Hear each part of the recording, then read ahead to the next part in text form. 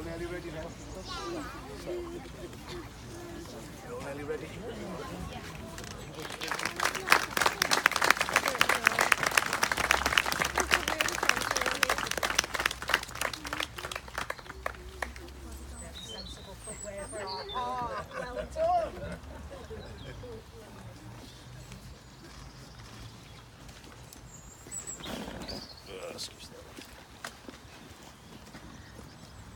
So, welcome to the park. Obviously we asked for the weather and we've got the weather. It's that sunny I can't even see.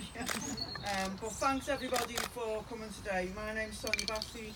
I am chair of Mandela 8, and I'd just like to say a big thank you for all coming out in the cold to spend some time with us today to mark this huge occasion, this historical moment in our community with us in Princes Park. It's a day that not only marks the start of works on site for our memorial to Nelson Mandela, but it's the day that our greatest leader of our time, it also marks the 29-year anniversary of his release from prison. Just over 5 years ago, this park was the focal point of people's loss and remembrance, and today we are here to celebrate how far we have come. I'd like to introduce Lynn Collins, former chair of Mandela 8, to say a few words about Mandela 8 and our memorial.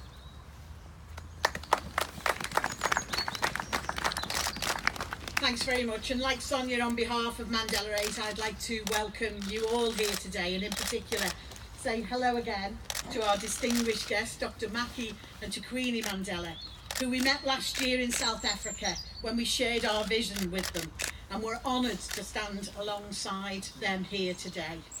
And as Sonia said, 29 years ago, those of us of a certain age will remember sitting glued to our TV sets and watching Nelson Mandela walk to freedom.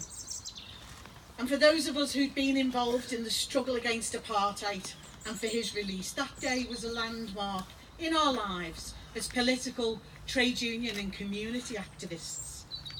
And it's the lessons that we learned in that campaign that stood us in good stead and brought us to where we are today with Mandela 8. The power of bringing community, political and trade union groups together to achieve a single goal.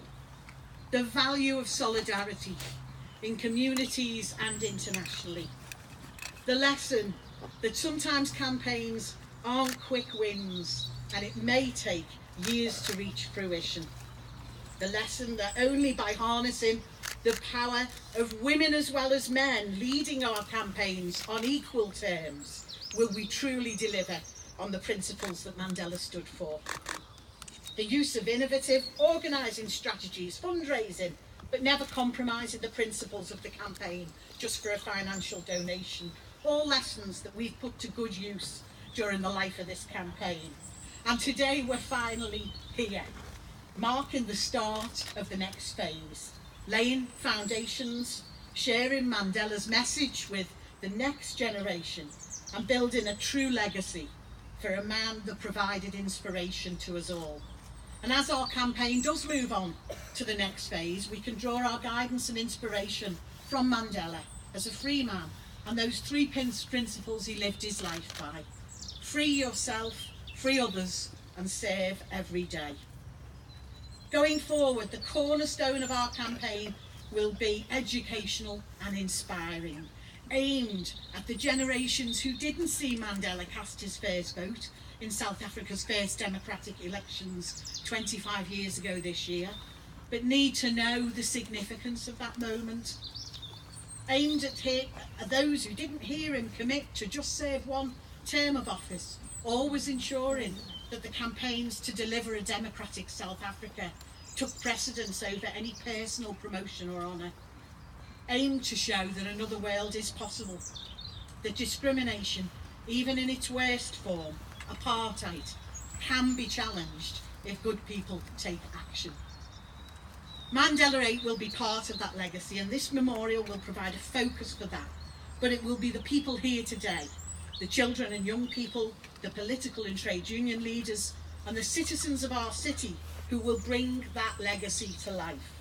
And so we pledge to continue to work in his name challenging injustice, fighting poverty, defending rights at home, in work and in our society. Proud to be here, proud to remember and committed to the future.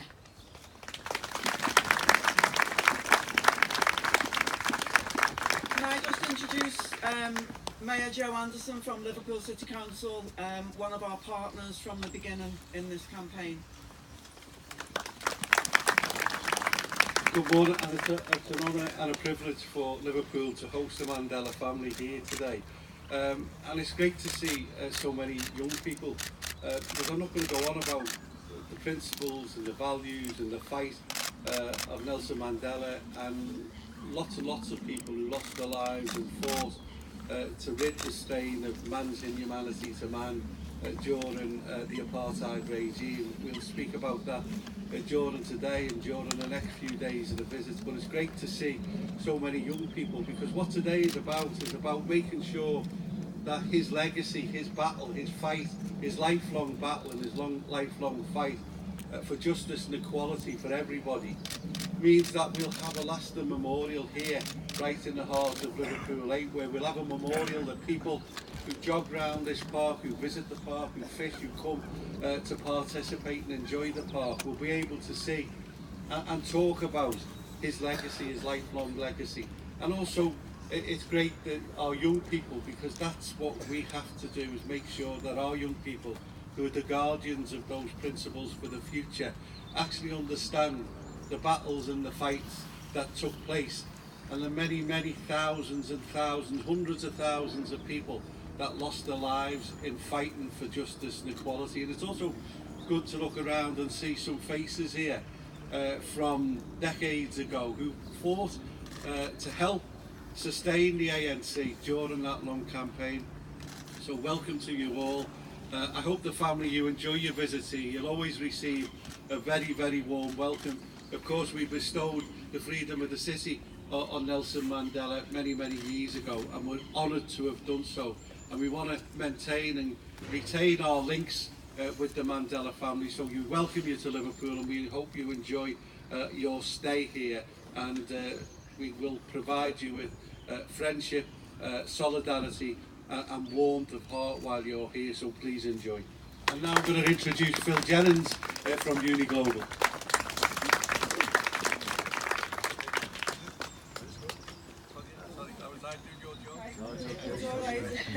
I just wanted to give a warm welcome to Philip Jennings, who's the former General Secretary of Uni Global Union, and he's a long-term supporter of our campaign.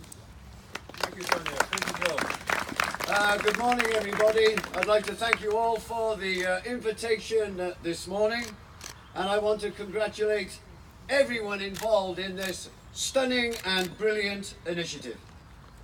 I was the leader of Uni Global Union, which was an organisation with 900 trade unions in 150 countries around the world, and this morning I speak on behalf of all of those organised workers worldwide. Together with Mandela 8 and the City Council and all the other groups, we have made this happen. We are privileged to be here with the Mandela family, Dr. Makaziwe, Dr. Maki, I think people say, and to Mrs. Tukwini Mandela, and I think it would be great if all the kids could give them both a very warm welcome here this morning. Come on, kids.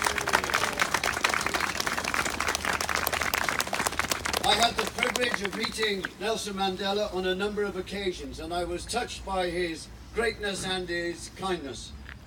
When I shook hands with him, he said, "Mr. Philip, I assure you, because of the support of the working people for our struggle, I will not wash this hand today." I subsequently discovered he said this to many people. I also had the opportunity to meet with a Rivonia trialist. It'd be great for the kids to look into that Rivonia trial when the people were condemned to life imprisonment in Robben Island. And he was Ahmad Kathrada. Kati, he has passed away since. But I met him and he spoke to our Congress of 3,000 people in Cape Town. And we were touched by his words of peace and gratitude that he expressed to the people of the world. and he humbled and inspired us. I visited the Mandela cell on Robben Island, or in Robben Island, where he spent 18 long years. And it's important to remember at that time that the regime tried to break him and his fellow prisoners. They were starved, they were brutalized, they were hard labored. The attempt was to cut them off from the world. The evil apartheid regime basically buried them alive. Now, Robben Island is miles offshore from Cape Town. It takes almost an hour by boat to get there. There were sharks in the water, and I can assure you there were sharks on the land.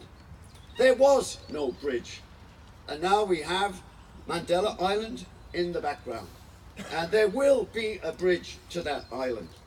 Now, Mandela spoke of a long walk to freedom, and with this Mandela Island, it's just a few short steps to a place of hope, of remembrance, of resolve, of reconciliation, of learning and of wisdom, where, particularly to all the kids, you make the best of yourself. And may all those that visit the island be inspired by him, by his life and the message that he brought, to feel the triumph of his human spirit and also to strengthen your own. And may all that visit here be touched by the power of solidarity and common humanity, and then raise their voice against persecution of those that are standing for justice, equality, and human rights. Today, in a prison in Thailand, is a soccer player. He's a member of Global Union. He stood up and raised his voice for democracy in his own country, Bahrain. And he now faces an extradition treaty, an extradition order to take him from Thailand to back home to Bahrain, where we know he will face injustice and likely torture. So on this day when Nelson Mandela himself was released, on February the 11th, we call for the release of Hakim El Arabi. May all those visit see the power of your solidarity, not for you the world of walls of concrete, of hate, of racism. Mandela and prisoners were cut off from the world, but there was a human chain of solidarity, of global solidarity, who protested and boycotted and sang and marched. Extraordinary efforts here in Liverpool and around the world. I see the school children here today. In 1976, the school children of Soweto and of townships throughout South Africa protested against the brutal apartheid regime. And here we are today, when we look around the world, the school children are finding their voice again as they go on strike and demonstrate and protest to save our planet from climate disaster. To the children here today, visit this island and say, yes, I can change this world for the better. In closing, I am proud that Global Union has played its role to make this happen today. I'd like to congratulate all of you in Mandela 8 and all the people of Liverpool for making this possible. In 1994, Nelson Mandela became a free man of Liverpool. And now with Mandela Island, we can say he has his Liverpool home in the centre of your Liverpool home. Thank you very much for the invitation. Thank you.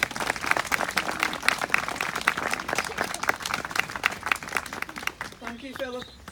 I'd just like to introduce Tom Kendall, who's from Wayward, who designed our stunning memorial, which you can see on the board there. So, Tom. Thank you very much, and good morning. Obviously, as designers, to be asked to design a project like this is an incredibly rare and valuable opportunity, and something that we never thought would ever come along in our lifetimes, if I'm honest. And it's been so wonderful to be received so warmly by Mandela 8 and by Liverpool as a city, actually, and as well to be able to absorb the life of somebody like Mandela so heartedly. And we were very, very nervous coming into a project like this as outsiders, not just to Mandela, but to a city, and also as a generation that didn't grow up understanding these things and having to learn about them. So I'm going to just start with Mandela's words. We were thoroughly excited by his approach to gardens. We do a lot of garden design, we focus on landscapes and art. And so one of the things he used was his gardens within the prisons.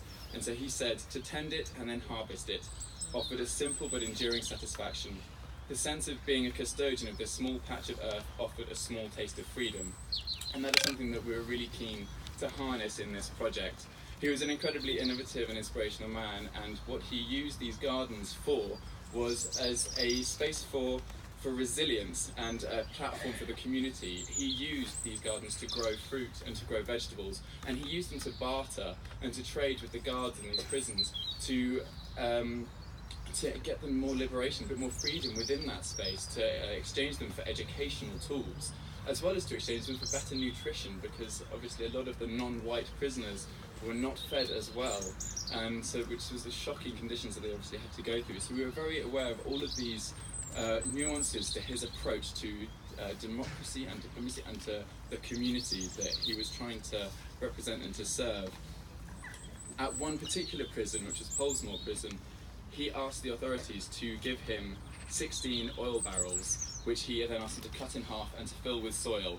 And this motif is something that we want to replicate in the design of this final memorial.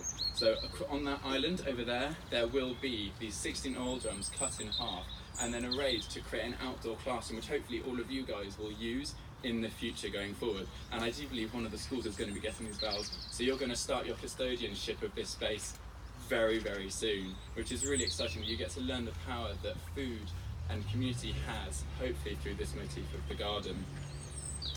I kind of want to keep it quite short and simple actually, because I think he would have liked that possibly as well. And so I think I just want to say along those things, like this sort of drum motif and these gardens, that's what he believed in. He believed in like that you could use food as an incredible tool, and that's something that we really wanted to harness in this project. And I look forward to coming up and visiting all of you guys and exploring this space with you and working out how we can work out a better future for the city as well. So thank you very much.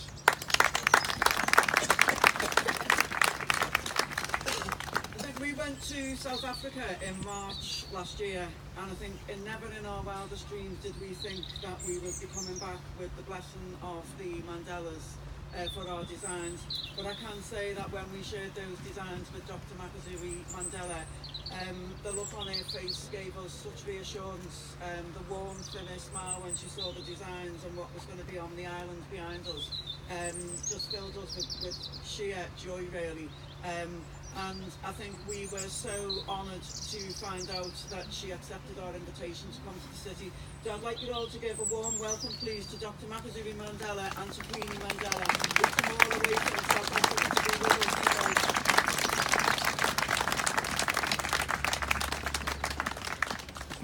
Good morning.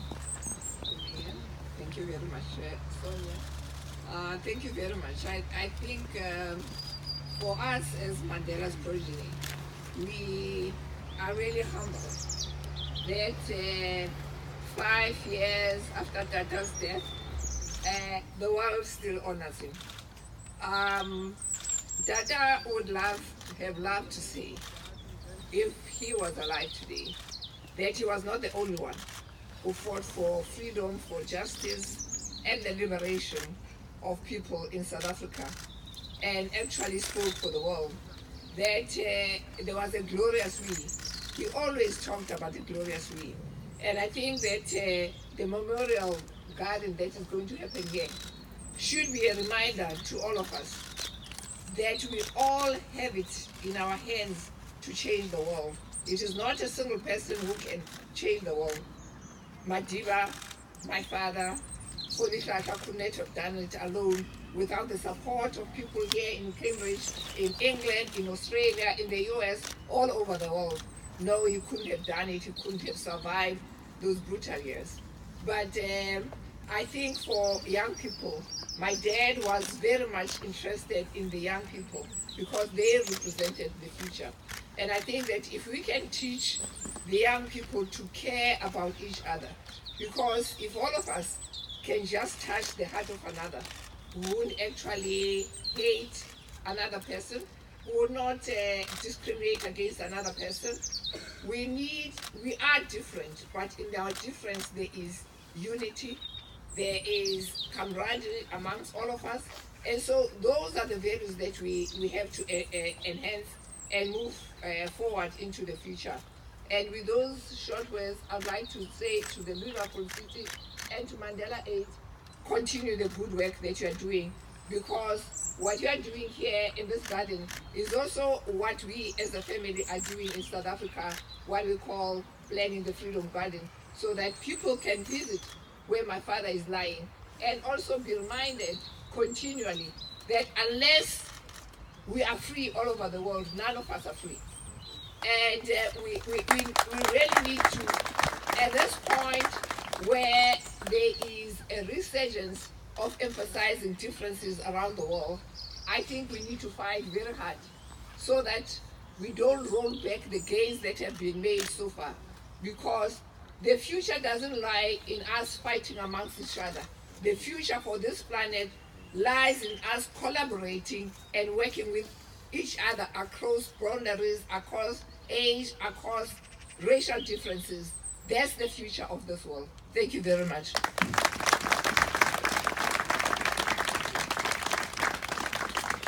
Thank you, Dr. Mackie. I'd just like to welcome now school children. I know you've all been waiting really patiently, but it's your turn now. I'd like to say thanks to the children of St. Silas. Where's St. Silas? Hello. And St. Oswald's. St. Michael's in the Hamlet. And Broad Square Primary Schools, who've all come here to represent the city today and to make a pledge to use the memorial when it's built and installed. So I'd like you to all give a warm round of applause to the schools.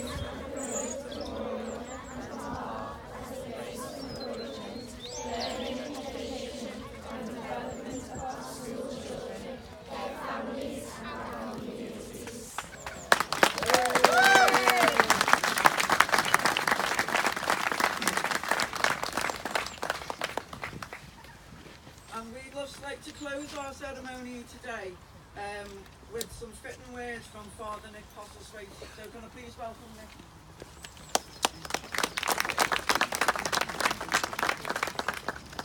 Thank you, Sonia. Thank you, everyone. When I was asked would I prepare a blessing for this service, for this ceremony, I felt quite anxious. How on earth do you find the right words to celebrate a Mandela, a Liverpool 8 blessing? In a sense, I think the children, you've already done it. But in a very real way, in a moment of silence, if we just pause, I think we can almost sense the spirit of Nelson Mandela here with us this morning. We don't have to think very hard to remember his beautiful, unique smile. I think we can almost hear his voice saying to, thank you, Mr. Mayor, thank you, Liverpool City Council, I've come today to claim the gift you gave me in 1994 to be a free man of this city of Liverpool. We've all had to get up a little bit earlier perhaps this morning. Some of us haven't had to come too far, just round the corner. Others, like Mackie and Tukwini, have had to come an awful long way, but I think Nelson Mandela will have come with us today. To be with us, especially to be with a beloved daughter and granddaughter, and to celebrate with us all that's been said and all that is happening here today in terms of this wonderful Mandela 8 memorial. It is sad that, unfortunately, he himself was never able to walk down Granby Street. It's sad that he didn't have a chance of meeting some of our young people on Berkeley Street. sad that he wasn't able to go and visit some of the elders who live in Steve Biko Close, another wonderful tribute to a hero of those who fought apartheid. We never could bump into him buying vegetables on Lodge Lane, but in a very real sense, he would feel at home here, because the struggle that he went through was the same struggle that has gone on here, as has already been said. I think Nelson Mandela saw himself as a man who stood in a long line of women and men down the ages who have fought against oppression. And that's what we feel in Liverpool 8. We are here today, but we're standing on the shoulders of giants. We're standing on successive generations that have fought for freedom in our city. And we're here today with you, especially the young people, pledging that because of this memorial and because of what we believe in, which is the same that Nelson Mandela believed in, we will go on in that fight. So the essence of a Nelson Mandela blessing, the essence of a Liverpool 8 blessing, a blessing perhaps summed up in 3 Mandela quotations. Though human goodness and determination can sometimes seem hidden, it can never be extinguished. When people are determined, they can overcome anything. May we continue to remain so determined in all our shared endeavours, in Liverpool 8, in this whole city and throughout the world. A winner is a dreamer who never gives up. Sometimes it falls upon a generation to be great. May the spirit of Nelson Mandela bless and confirm us all so that our greatness truly blossoms. And integral to this Mandela 8 memorial is its bridge. May that bridge symbolise the life of the Liverpool community, reaching out with hope and promise to the whole of Liverpool and beyond, to a troubled country that needs to be fed with the spirit of Nelson Mandela. May our little bridge be a way for us to reach out, to share the reality of the spirit of Nelson Mandela in our world today. It always seems impossible until it has been done. Amen.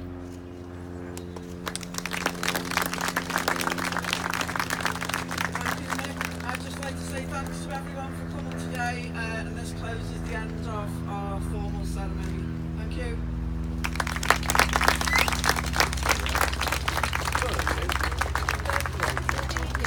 What we'll do is we'll get a quick photo. All right.